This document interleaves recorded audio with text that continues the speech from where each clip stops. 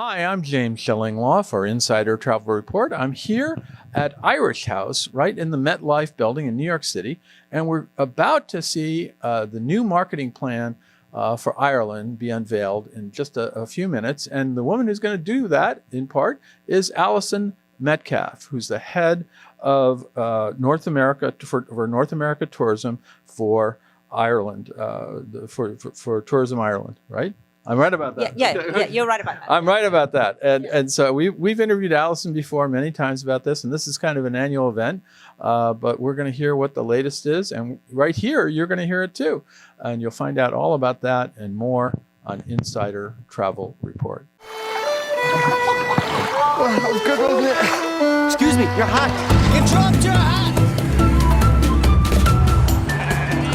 Yes, hello. Hi. Sorry. Oh, must be joking. Hey, you dropped it. Guys, hi. Guys, I think you dropped this. Thank you. Yeah. No bother.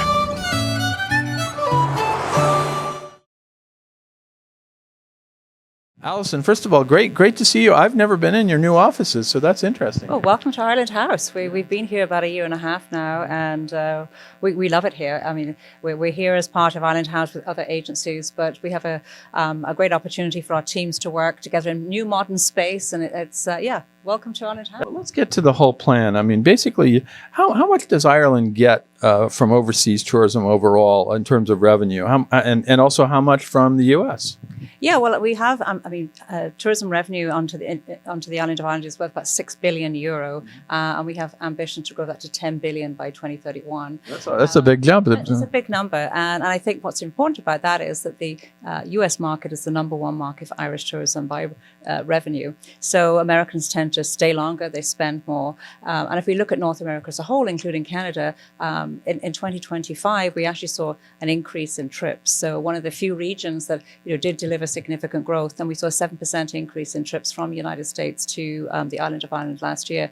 So we feel that we are there's good momentum heading into 2026, but it's really important. And tourism on the island of Ireland supports about over 250,000 jobs north and south. So it's important, and the work that we do here with our team in the US and in North America as a whole is important to the Irish economy. And you must be doing a good job then, since you've increased it so much, right? Well, I hope so. I mean, obviously, we've got a great team. We have a great marketing plan. And in fairness, we have great commitment from our sponsoring government departments who we've moved into an economic portfolio. So they recognize the economic impact and the value that tourism brings to the Irish economy. But we're also very concerned about making sure that tourism delivers a very positive social and environmental impact as well. So sustainability. We're going to talk about sustainability because that is important to Ireland. But I did want to get, so how do you get to 10 billion by 2031, I think? Well, it's an ambitious target. I mean, we certainly have, as an organization, we have targets to grow revenue by about 6% a year over year. And, it's an ambitious target, but it aligns with the government ambitions in both Northern Ireland and the Republic of Ireland. So, how do we do that? We have to be very competitive in terms of our marketing. We have to have great marketing. We have to make sure that we have good access. We have to make sure, I think, that we have a good diversification of markets around the world. So whilst North America is obviously incredibly important for Irish tourism, we're aiming to win more business from mainland Europe, and Great Britain is obviously a very important market. So Tourism Ireland is looking at that market diversification strategy to make sure that we win as much business as we can from all markets around the world that offer great potential. We call it competing to win. Yeah, that's it. We call it competing to win, and I think at the end of the day, we're going to invest in strategic source markets, and those are obviously Great Britain.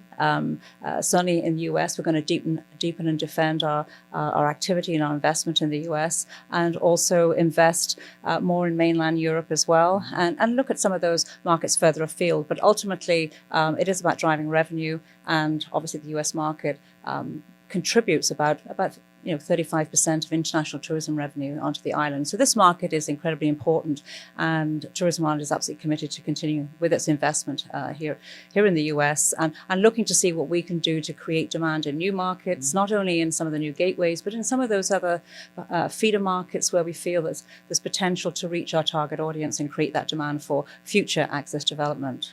Now, you also have a strategy to compete for value-added visitors. What is that term, and what are we talking about here? Yeah, so in Tourism Ireland language, value-added visitors are essentially, we're going after people who are likely to stay longer, spend more, travel year-round. I think we're really keen to obviously extend the season, and also travel off the beaten path and get into the regions and outside of the capital cities. So people that have, our target audience here, we call them enriched explorers. Exploration is really key for them. They want to visit new places. They want to spend time with their friends. They want to make connections, and they want to enjoy those immersive experiences. So that's our target audience, and we view all of the activity that we undertake from a marketing perspective through that value-added tourism lens. So if we're working on a campaign, we need to make sure we're targeting visitors that will stay longer, are more likely to travel in the off-season, and will spend more. In the same way, if we're working with tour operators or working with the airlines, we want to make sure that our investment is going to drive that kind of business. No, and that's obviously a target you need to go after. Now the big reveal. What is your new campaign theme and slogan? Well, we recognize it's a really competitive market out there, so we need to deliver standout in terms of our marketing communications. So we've developed a new campaign, and it's called Ireland Goes Beyond, and it's designed to present Ireland as a place that offers obviously incredible experiences, but it's elevating the brand, and it's a campaign that aims to showcase how Ireland connects people with place and culture. And we believe that, and it's tested very well, and we've done a lot of research on this, but we believe that Ireland goes beyond in terms of its scenery, in terms of its warmth of welcome, in terms of its experience. And so it's designed to elevate that brand and really make people feel that Ireland is worth making the trip for, right, and traveling across the Atlantic. Every time I've gone, it's worth making the trip. I've had wonderful experiences in Ireland whenever I go. I still haven't been up to Northern Ireland, but someday I'll get up there. I'm like that. But I know that everyone who goes to Ireland feels that it was a worthwhile enterprise, that they really wanted to be there and always enjoys it. My colleague, Alan Fine, has always enjoyed going over there. Of course, he went over for like Halloween and things like that.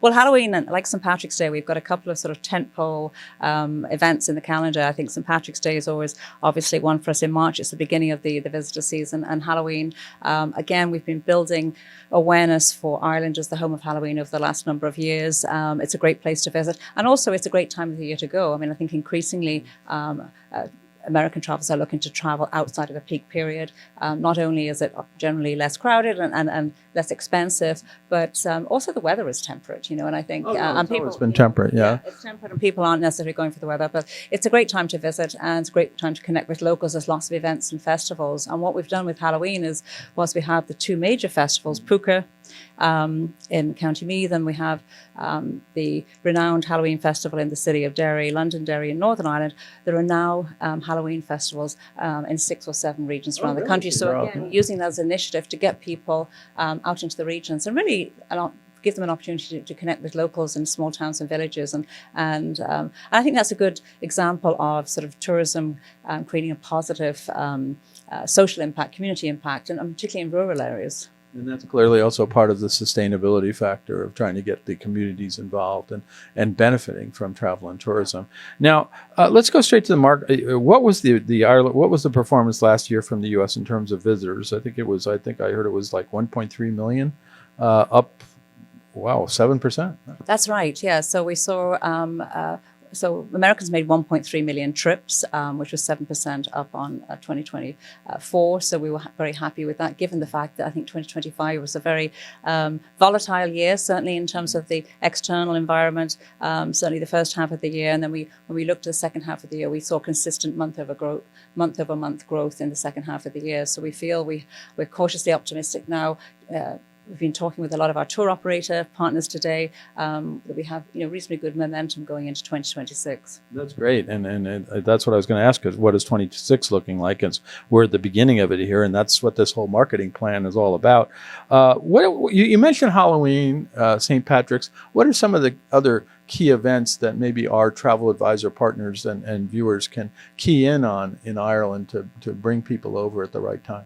Yeah, well, I think there's always, I mean, Ireland is often known as the island of festivals. There's lots of music festivals that people can clue into. So there's like the Cork Jazz Festival, there's the Belfast International Arts Festival, there's Trad Fest, which takes place in different venues around Dublin in January. So for people going in the off-season, sporting events, we have the annual Aer Lingus College Football Classic, which takes place the third week of August. So this year it's Texas Christian University playing University of North Carolina. But Two good Irish schools, right? absolutely, yeah, not quite Notre Dame, but so those are great opportunities. We also will be hosting the Ryder Cup back in Ireland in 2027. That'll be taking place at Adare Manor. So that's an opportunity for golfers or people interested in golf, certainly to travel over to Ireland.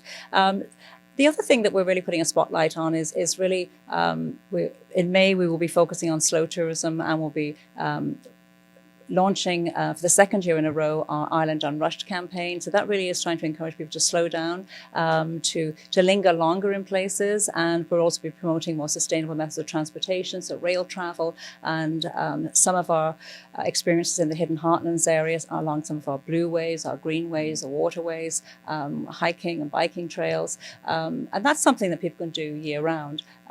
But again, I think everybody is looking to, I think it's important for people to sort of be present when they travel. And I think people are looking to sort of spend a bit more time in locations when they travel. So our Unrushed campaign will also roll out in May. So we will have campaigns running pretty much year round. We're obviously dialing up our investment at certain times of the year, where we want to sort of position Ireland, put Ireland in front of people at key booking and planning periods. But we do have a robust campaign planned, and that's on the consumer side. And then, of course, we have a significant travel trade program. Well, I did want to ask you about that because we're going out to the 125,000 travel advisors. What are you planning on the trade side to campaign this year and into next year? Absolutely. So for Halloween and for St. Patrick's Day, we will have some great travel trade kits, toolkits that we'll be able to send out to travel agents that they can share with their clients. We will be hosting a number of sales missions throughout the year. So we will have a West Coast sales mission in February. We'll be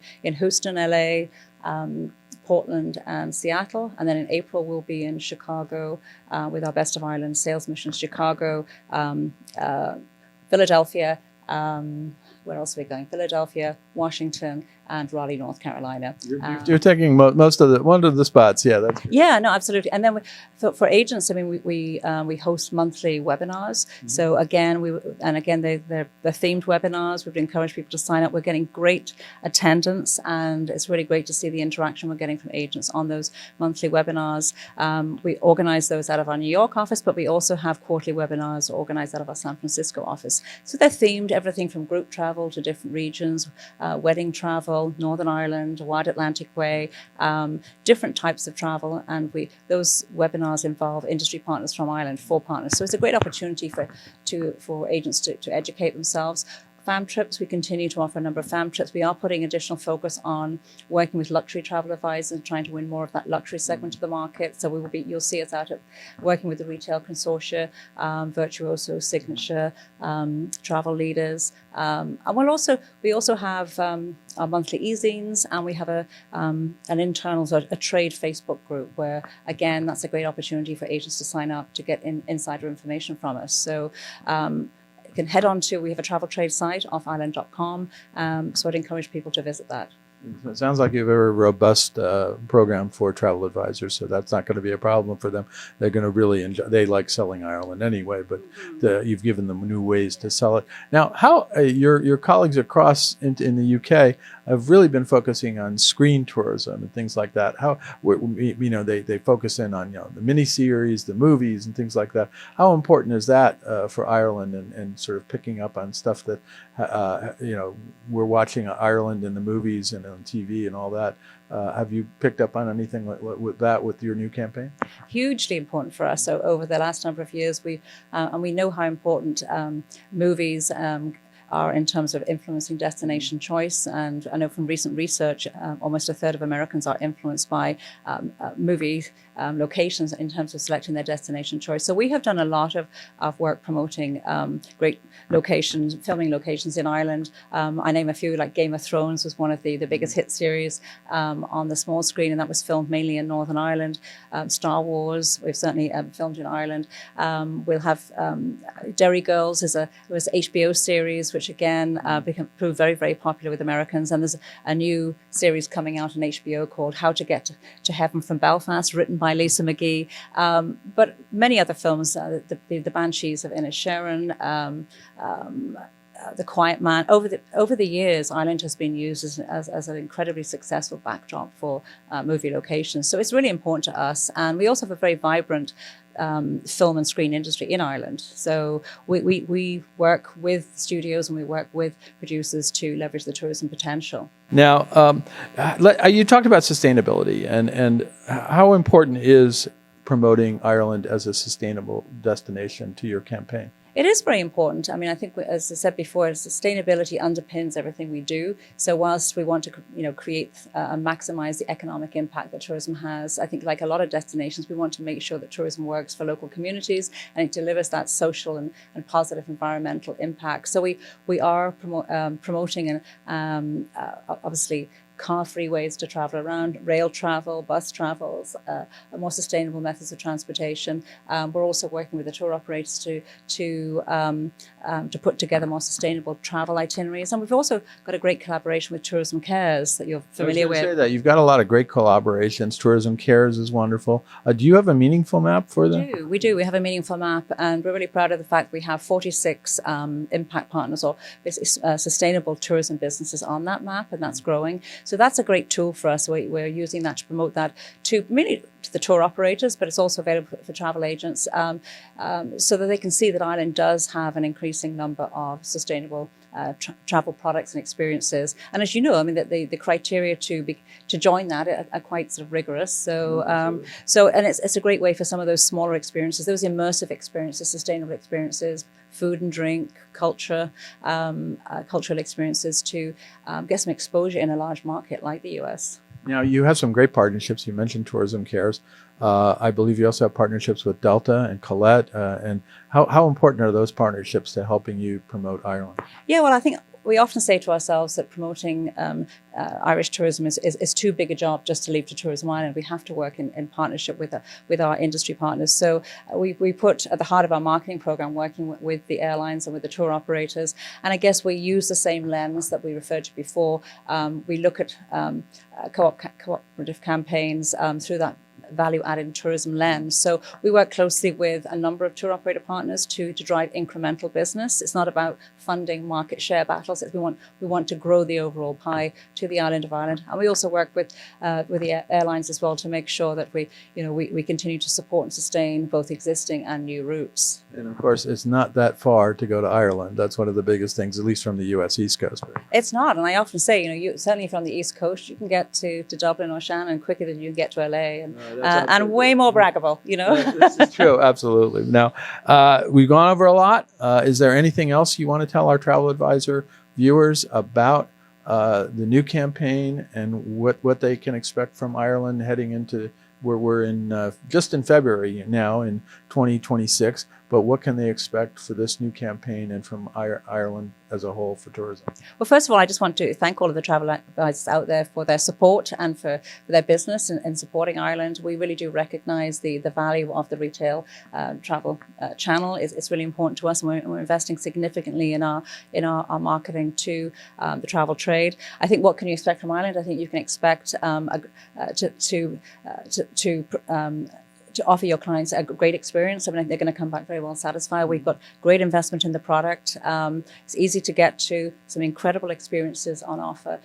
We continue to invest in making those experiences as good as possible. We recognize it's a competitive industry and a competitive market, but we're really sort of working to position Ireland as a really sustainable, experiential and welcoming destination. And I think that's at the heart of what we're offering. It's a destination where your clients can connect with locals, connect with people. They can come back with great stories, having seen great things. And just to let you know that Tourism Ireland is here to support you We have our travel trade kits that you can avail of, and we have a travel trade industry website, and we're also relaunching our Ireland Specialist Programme. So we're here to work with you, and as we aim to increase our share of the luxury market, I think that becomes even more important. And I think you definitely have a luxury product. And so if you're not aware that Ireland has amazing luxury accommodations and amazing luxury experiences, you should be, because it really is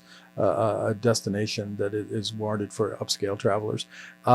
Final question is, remind us of the websites that overall, and also the Travel Advisor website. We do. So for consumers or your clients, they can go to island.com. It's a one-stop travel shop for trip planning ideas. We don't sell anything on that site. And for travel agents, you can go to island.com/trade. That's it. That's an easy one. Alison, well, we're looking forward to hearing all this. Alison just told the whole presentation, so it's like as if you were here in Ireland House. And I'm going to go watch it now, and the next thing, Alison's going to go and give that presentation. So you heard it here first on Insider Travel Report. Alison, thank you very much for taking the time. Thank you so much, James. Appreciate it. I am James Shillinglaw, and yes, this is Insider Travel Report.